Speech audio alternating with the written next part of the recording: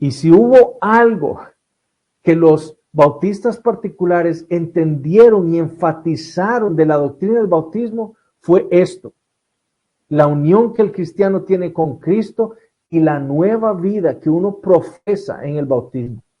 ¿Por qué? Porque al estar unidos nosotros por la fe a Cristo, lo que le pasó a Cristo nos pasó a nosotros.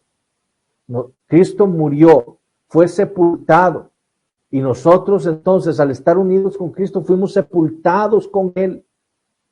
Pero Cristo resucitó a una nueva vida, y nosotros también con Él, por estar unidos por la fe con el Señor, fuimos resucitados con Cristo a una nueva vida. Entonces el argumento de Pablo es: ¿cómo pues entonces vamos nosotros a vivir como vivíamos antes de que el Señor nos salvara? Eso es inconsistente. El cristiano tiene una nueva vida, era resucitado con Cristo, y esto es algo que el bautismo le enseña al cristiano. Usted es una nueva criatura, fue resucitado con Cristo, fue sepultado con Cristo a su antigua vida y ha resucitado una nueva vida. Entonces viva como un cristiano, viva en esa nueva vida, no viva como antes, viva en la nueva vida que Cristo le ha dado. Entonces el bautismo nos sirve a nosotros como una señal de la nueva vida que Cristo nos ha dado a nosotros por la fe. El tercer punto que vamos a ver son los sujetos del bautismo. ¿Quiénes son los que deben ser bautizados? Bueno, nuestra confesión dice lo siguiente en el párrafo 2 del capítulo 29. Aquellos que realmente profesan arrepentimiento para con Dios, fe en nuestro Señor Jesús y obediencia a Él son los únicos sujetos adecuados de esta ordenanza. Entonces, los que profesan fe, arrepentimiento para con Dios, son los únicos sujetos adecuados para el bautismo. De nuevo, ¿qué fue lo que mandó el Señor? Mateo 28. Toda potestad me es dada en el cielo y en la tierra. Por tanto, id y haced discípulos a todas las naciones, y a esos discípulos bautícenos en el nombre del Padre, y del Hijo, y del Espíritu Santo. La gran comisión, entonces, como conocemos nosotros este pasaje final en el Evangelio de Mateo, es la ordenanza de Cristo a sus iglesias para ser discípulos. Esa es la gran comisión. Hagan discípulos. Ahora la pregunta es, ¿de qué discípulos está hablando? Porque a esos discípulos, dijo el Señor, tenemos que bautizarlos. Pero, ¿quiénes son estos discípulos a los cuales el Señor está ordenando a sus discípulos bautizar? El llamado a la iglesia, a cada creyente, es a ser discípulos míos o ser discípulos del Señor. Ahora, digo esto porque hay presbiterianos, y yo he leído esto de algunos artículos de presbiterianos, que han llegado a afirmar que algunos hombres, dicen ellos, llegan a ser discípulos por conversión y otros por nacimiento. La idea, según este argumento, es que hay discípulos de Cristo que son por conversión, ¿verdad? Que Dios los salva. Y hay otros que son discípulos de Cristo porque son hijos míos. Y entonces, en lo que yo, como un padre cristiano, los estoy educando en el Evangelio, en la palabra de Dios, ellos entonces pueden ser tomados como discípulos de Cristo, ¿verdad? Entonces, ¿es eso lo que nos está diciendo el Señor? ¿Son esos discípulos los que debemos hacer nosotros y a los que debemos bautizar? Bueno, según la teología pactual que nosotros resumimos muy rápidamente en la introducción de esta clase, ¿verdad? En los fundamentos, lo que leímos del profeta Isaías, los discípulos que el Señor ordenó bautizar eran aquellos que eran discípulos de Cristo, no discípulos de los hombres. La gran comisión es el mandato del Señor Jesucristo para que sus iglesias hagan discípulos de Cristo y los bauticen. En Juan 8, versículos 31 y 32, el Señor les dijo a unos que habían creído en Él, les dijo esto: si vosotros permaneciereis en mi palabra, seréis verdaderamente mis discípulos y conoceréis la verdad, y la verdad os hará libres. Los verdaderos y únicos discípulos de Jesucristo son aquellos que reciben su palabra y que perseveran en ella. ¿Y quiénes son estos? Sino los creyentes, los que hemos sido regenerados, los que hemos recibido el Espíritu Santo, los que hemos recibido un nuevo corazón, los que hemos recibido ese corazón con la ley de Dios escrita en ellos, que tenemos el deseo ahora de obedecer la palabra de Dios. Los verdaderos discípulos del Señor son aquellos entonces, como escribió el apóstol Pablo en los Efesios, que han aprendido así a Cristo, que le han oído y han sido por él enseñados. Estos son los que han creído el Evangelio. Estos son los discípulos de Cristo. Un discípulo es un estudiante. Bueno, Pablo dice que un creyente es alguien que ha escuchado a Cristo, alguien que ha aprendido de él y que por él ha sido enseñado, es su discípulo. Pues son estos los que deben ser bautizados, nada más, los creyentes, porque son los verdaderos discípulos del Señor Jesucristo. Ahora, eso puede ser nosotros un resumen, pero las Escrituras nos revelan a nosotros que este fue el entendimiento de los apóstoles. El libro de los Hechos nos muestran a nosotros cómo fue que los apóstoles entendieron la gran comisión. Si usted quiere entender Mateo 28, versículos 16 al 20, si usted quiere entender ese pasaje, vaya al libro de los Hechos y vea cómo fue que los discípulos de Cristo, los apóstoles, entendieron esa gran comisión que el Señor les dio. Entonces, veamos unos ejemplos en el libro de los Hechos. ¿Cómo fue que ellos entendieron esto? Hechos capítulo 2, versículos 37 al 42. Al oír esto, recuerden aquí Pedro, los discípulos de Cristo reciben el Espíritu Santo, todos están hablando el Evangelio en diferentes lenguas, y de pronto Pedro se levanta y empieza a predicar el Evangelio con todo poder. Y al final de su sermón, él dice esto, o Lucas nos narra esto: al oír esto, todos ese montón de esos, quizás algunos piensan que son hasta 2 millones de judíos que estaban ahí en Jerusalén. Al oír esto, todos esos judíos se compungieron de corazón y dijeron a Pedro y a los otros apóstoles: varones hermanos, ¿qué haremos? Ellos están, Pedro les acaba de decir, les acaba de predicar un sermón acerca de Cristo, de las Escrituras del Antiguo Testamento. Y les dijo: a este Cristo Dios le ha hecho Señor y Cristo, y ustedes lo mataron. Y entonces, ¿qué hacen ellos? Se compungieron de corazón, se aterrorizaron, en otras palabras. Y le dijeron entonces a Pedro: ¿qué haremos? Y Pedro les dijo: arrepentíos y bautícese cada uno de vosotros en el nombre de Jesucristo para perdón de los pecados, y recibiréis el don del Espíritu Santo, porque para vosotros es la promesa, y para vuestros hijos, y para todos los que están lejos, para cuantos el Señor nuestro Dios llamare.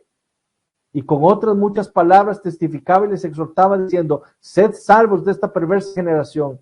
Y escuchen esto: así que los que recibieron su palabra fueron bautizados, y se añadieron aquel día como 3,000 personas, y perseveraban en la doctrina de los apóstoles, en la comunión unos con otros, en el partimiento del pan y en las oraciones. ¿Qué es lo que estamos viendo aquí? Pedro predica el Evangelio, el Espíritu Santo hace su obra en los corazones de miles, ¿verdad? 3,000 personas de entre toda esa multitud de judíos. Y entonces Pedro les dice que deben bautizarse y arrepentirse.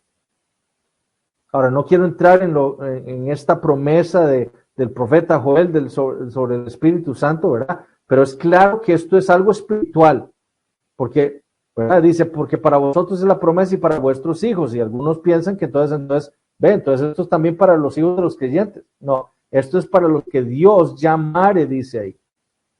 ¿Cómo llama Dios? Llama por medio de su Espíritu Santo y su palabra, y levanta muertos espirituales, a vida espiritual, ¿verdad? Pero entonces vean lo que dice Pedro: predica el Evangelio. Y entonces vean lo que dice Lucas: así que los que recibieron su palabra. ¿Qué significa esto? ¿Qué significa que ellos recibieron la palabra de Pedro?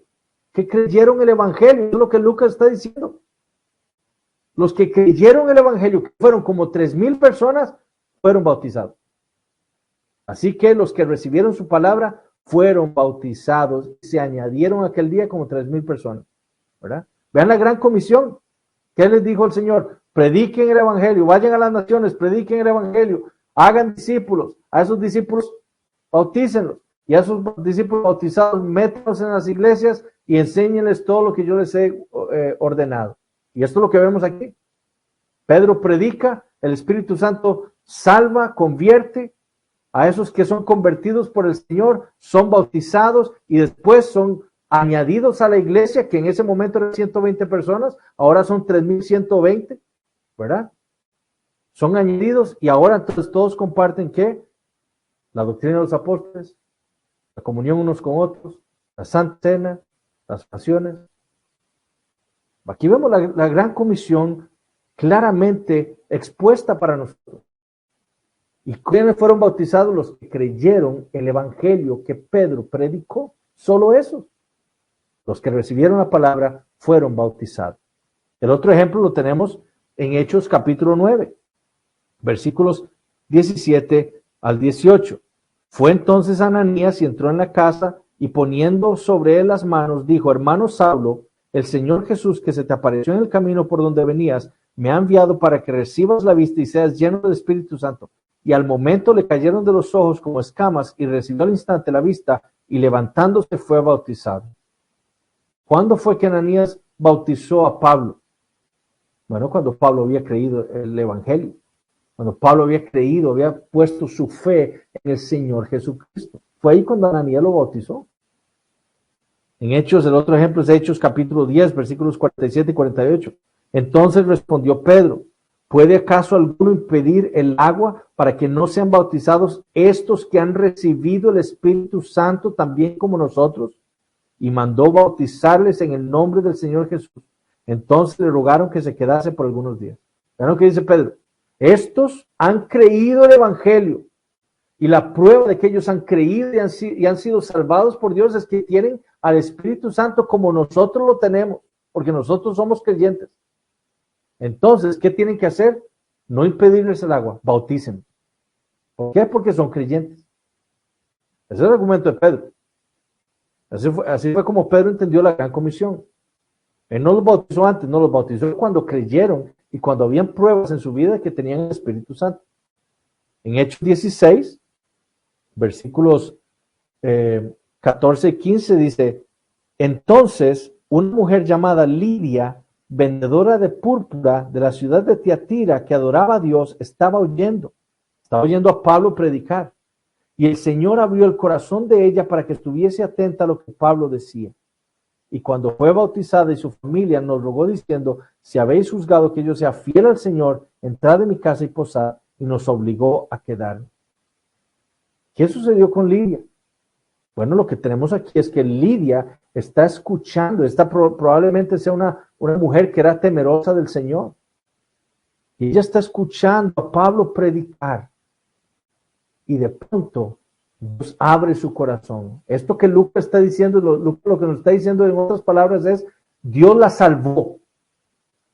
Dios por medio de la predicación del evangelio que Pablo estaba haciendo, Dios la salvó. El Espíritu Santo le dio vida a esta mujer.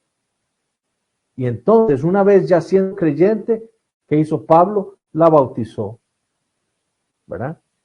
Y dice: y su familia, ¿verdad? Ahora entonces debemos suponer, bueno, quizás entonces hijos, bebés, ¿verdad? No, eso no lo debemos suponer, porque ¿cuál ha sido el patrón que ha venido mostrándonos el libro de los Hechos? Que los creyentes serán bautizados, nada más. Entonces, cuando leemos ahí, cuando fue bautizada y su familia, debemos entender que los que fueron bautizados de su familia habían creído como ella. Si no, Pablo no los hubiera bautizado. Porque ese es el patrón. ¿Por qué? Porque esa es la gran comisión que el Señor soberano del universo le dio a sus discípulos en Mateo 28. En Hechos 16 también, versículos 32 al 34, dice: le hablaron la palabra del Señor a él y a todos los que estaban en su casa. Y él, hablando del carcelero, tomándolos en aquella misma hora de la noche, les lavó las heridas y enseguida se bautizó él con todos los suyos. Y llevándolos a su casa, les puso la mesa y se regocijó con toda su casa de haber creído a Dios. De nuevo, vean lo que dice el versículo 32. Y le hablaron la palabra del Señor a él y a todos los que estaban en su casa, ¿verdad? Y entonces, después, ¿qué hizo Pablo? Los bautizó. ¿Por qué los bautizó? Bueno, porque el versículo 34 nos dice la razón. Porque ellos habían creído a Dios. Ese es el patrón apostólico. El patrón apostólico, el entendimiento suyo de la gran comisión es que predicaban el evangelio, a los que Dios salvaba, a esos y solamente a esos bautizaban. En Hechos 18:8 dice, y Crispo, el principal de la sinagoga, creyó en el Señor con toda su casa, y muchos de los corintios, oyendo, creían y eran bautizados. De nuevo, ¿cuál es el patrón? ¿Cuáles son los sujetos del bautismo? Los que creyeron el evangelio. Los apóstoles iban predicando el evangelio y los que creían, esos eran los que eran bautizados. Entonces, la práctica de la iglesia primitiva, que fue establecida por los apóstoles, por los discípulos de Cristo, a los que se les dio la gran comisión, era bautizar a aquellos que, habiendo escuchado la predicación del evangelio, se habían arrepentido de sus pecados y habían creído en el Señor Jesucristo, y que había quizás una obediencia o una evidencia de obediencia de fe en ellos. Solo estos eran bautizados, solo estos eran admitidos a la membresía de una iglesia local inclusive. Ahora, vean por ejemplo lo que Justino Mártir en el siglo II escribió, su apología. Cuando hayan sido persuadidos y crean que lo que hemos enseñado es verdadero y vivan de acuerdo a esto, se les instruye a orar y acercarse a Dios con ayunos para la remisión de sus pecados pasados. Luego dice, ellos son traídos a nosotros donde hay agua, pues son regenerados en la misma manera en la que nosotros fuimos regenerados. Pues en el nombre de Dios, el Padre y Señor del universo y de nuestro Salvador Jesucristo y del Espíritu Santo, ellos entonces reciben el lavamiento con agua. ¿A quiénes bautizaban los discípulos de los apóstoles? A los creyentes también. Ahora veamos cuáles son los elementos del bautismo. Nuestra confesión también entonces en el párrafo 3 dice lo siguiente. El elemento externo que debe ser usado en esa ordenanza es el agua, en la cual debe ser bautizada la persona en el nombre del Padre, del Hijo y del Espíritu Santo. El agua simboliza lavamiento. Por ejemplo, si nosotros recordamos el ejemplo del Señor y su encuentro con Nicodemo, ¿verdad? En Juan 3, el Señor le recuerda el uso del agua en Ezequiel 36. En Ezequiel capítulo 36, versículos 24 25 dice, y os tomaré de las naciones. Este es el nuevo pacto, recuerden. En Ezequiel 36 Dios le está prometiendo el nuevo pacto a su pueblo. Y les dice, yo os tomaré de las naciones y os recogeré de todas las tierras y os traeré a vuestro país. Y dice, esparciré sobre vosotros agua limpia y seréis limpiados de todas vuestras inmundicias y de todos vuestros ídolos os limpiaré. Bueno, ¿por qué el agua? Porque el agua simboliza un lavamiento de nuestros pecados. Fue por eso que Juan el Bautista andaba bautizando el bautismo de arrepentimiento. ¿Y lo hizo cómo? Con agua.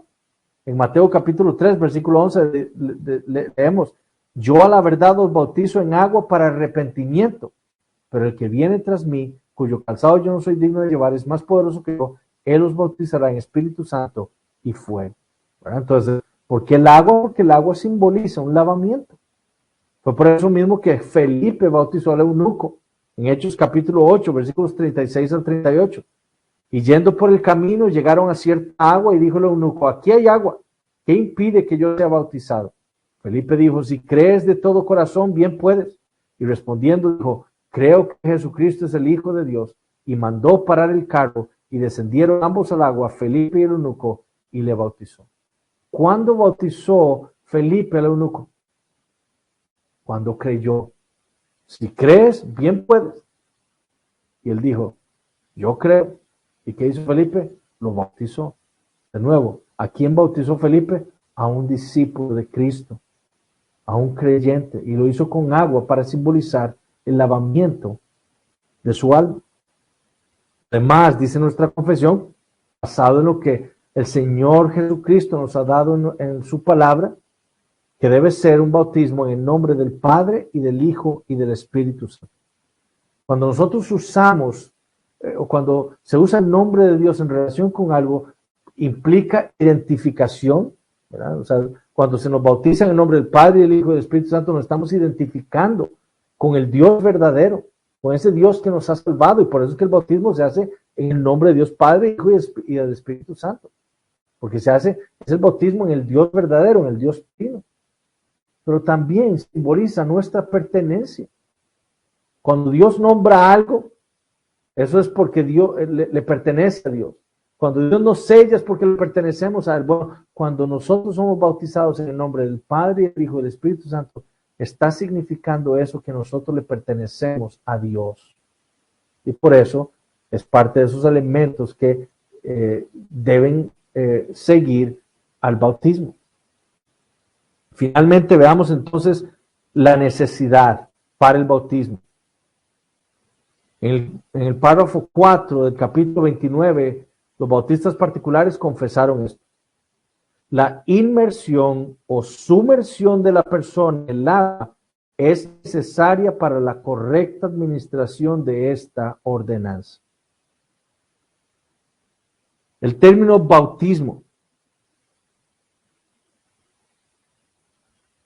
viene de la palabra griega baptizo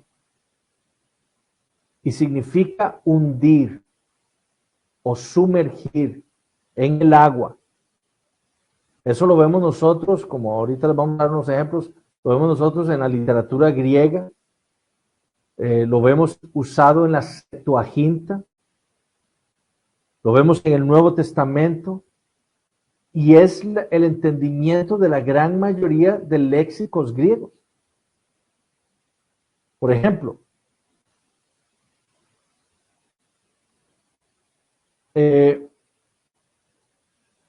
léxico de Lexa dice, ¿qué significa bautizo? Dice, ser momentáneamente sumergido en agua como un rito de lavamiento, ceremonial o iniciatorio. El léxico, el Bedag se llama, dice que es el más usado ahora, dice en la literatura griega, significa poner algo o sumergirse bajo el agua en una variedad de sentidos. Eso es lo que significa bautizo, sumergir algo bajo el agua. Algunos teólogos como Luis Berkov, por ejemplo, objetan ese entendimiento del término bautismo, ¿verdad? Y quieren defender que el término bautizo puede significar también aspersión o rociamiento.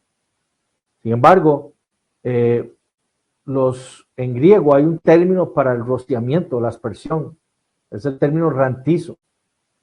Y este término no lo encontramos en el Nuevo Testamento para referirse al bautismo, sino que siempre se usa el término bautizo, no rantizo. En Marcos capítulo 7, versículo 4, por ejemplo, dice, y volviendo de la plaza, si no se lavan, no comen. Y otras muchas cosas hay que tomaron para guardar, como los lavamientos de los vasos de beber y de los jarros y de los utensilios de metal y de los lechos. Berkov, por ejemplo, dice, ahí en Marcos 7, 4, lo que se está hablando del rociamiento de los vasos y de los utensilios con agua, se rocían con agua. Sin embargo, Alfred Edersheim, que tiene un libro sobre las costumbres de los judíos en la antigüedad, él dice que esa práctica no existía. Lo que habían eran receptáculos llenos de agua y ahí se sumergían todos los utensilios para ser lavados.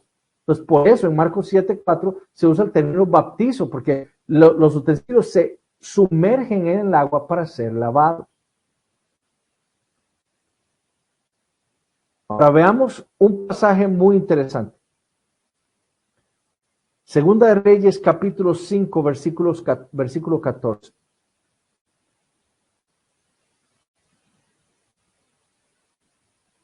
En la Septuaginta, ustedes no saben, la Septuaginta es la traducción griega del Antiguo Testamento hebreo, que fue hecha entre mediados del siglo III y principios del siglo II antes de Cristo, la Septuaginta usa ese término bautizo en Segunda de Reyes, capítulo 5, versículo 14. Ese pasaje sobre aquel hombre que tenía lepra. Y vean lo que dice. Dice, Segunda de Reyes 5, 14, dice, él entonces descendió y se zambulló 7 veces en el Jordán.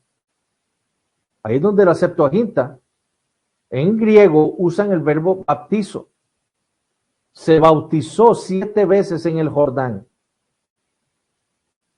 conforme a la palabra del varón de Dios, y su carne se volvió como la carne de un niño y quedó limpio.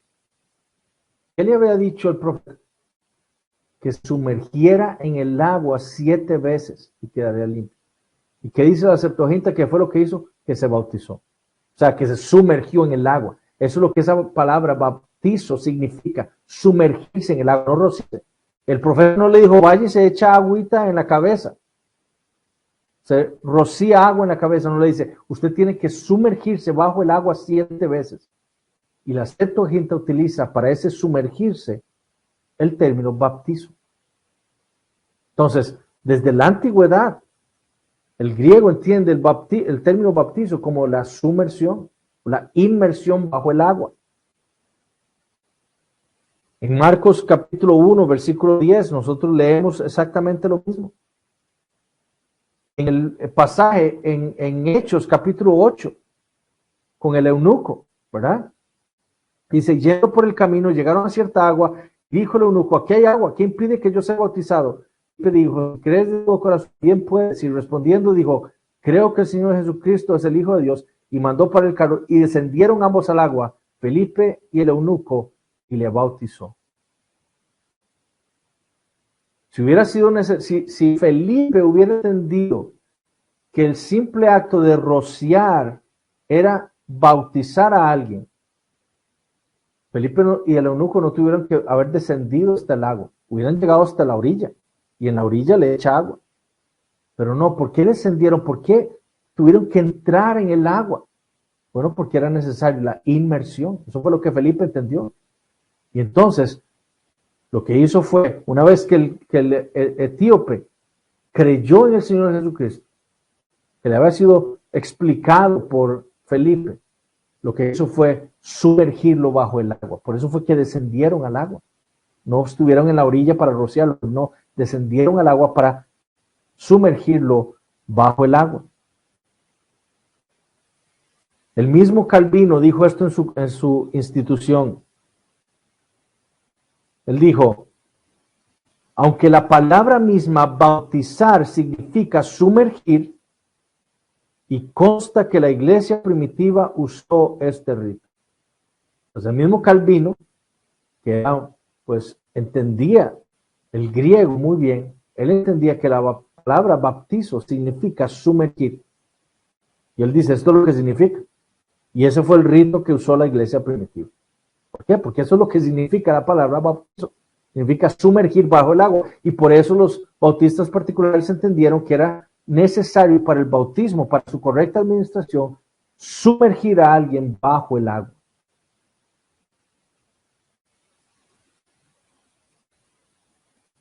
Es lo mismo que leemos en Marcos 1:10, como dijimos, hablando del Señor Jesucristo. Y luego, cuando subía del agua, vio abrirse los cielos y al Espíritu Santo como paloma que descendía sobre él. No fue que el Señor iba caminando hacia la orilla, no fue que él estaba siendo bautizado por Juan el Bautista y cuando iba subiendo, saliendo del agua, después de estar sumergido, ahí vio el Señor Jesucristo abrirse los cielos y descender al Espíritu Santo como paloma. Entonces, nuestra doctrina del bautismo, debemos entender nosotros que debe ser escritural. O sea, nuestra doctrina del bautismo no puede provenir de otra fuente que no sean las Escrituras. ¿Por qué? Porque la doctrina del bautismo nos fue dejada a nosotros por Dios. Entonces, nuestro deber ir a las Escrituras y ver ¿Qué es lo que el Señor nos ha dejado con respecto a esta doctrina tan importante? Recuerden, Él ordenó a sus iglesias, a sus discípulos hacer esto. Entonces, si nosotros queremos ser fieles, tenemos que ir a las Escrituras para aprender lo que el Señor nos dejó a nosotros con respecto al bautismo. Pero también es muy importante que nosotros entendamos que la doctrina del bautismo es una doctrina, es una ordenanza del nuevo pacto, y por eso debemos tener claro la teología pactual de las Escrituras. Nuestra eclesiología, nuestras doctrinas no pueden entonces estar basadas en el antiguo pacto, en la manera en la que Dios trató con Israel, sino tienen que estar fundamentadas en el nuevo pacto, porque ese fue el pacto que Cristo vino a establecer con su vida y su muerte. Y el nuevo pacto que enseñan las Escrituras indica que es un nuevo pacto, que son promesas espirituales para un pueblo espiritual, que son todos aquellos que han creído en el Señor Jesucristo.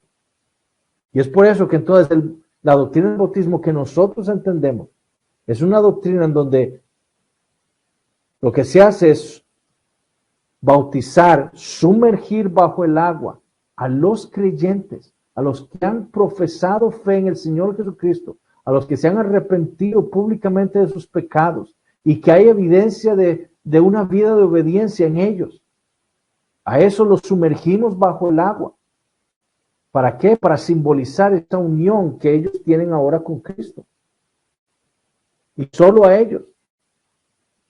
Y los bautizamos en el nombre del Padre y del Hijo y del Espíritu Santo. ¿Por qué? Porque a Dios le pertenece a aquella persona que está siendo bautizada. Porque está identificada con el Dios Trino.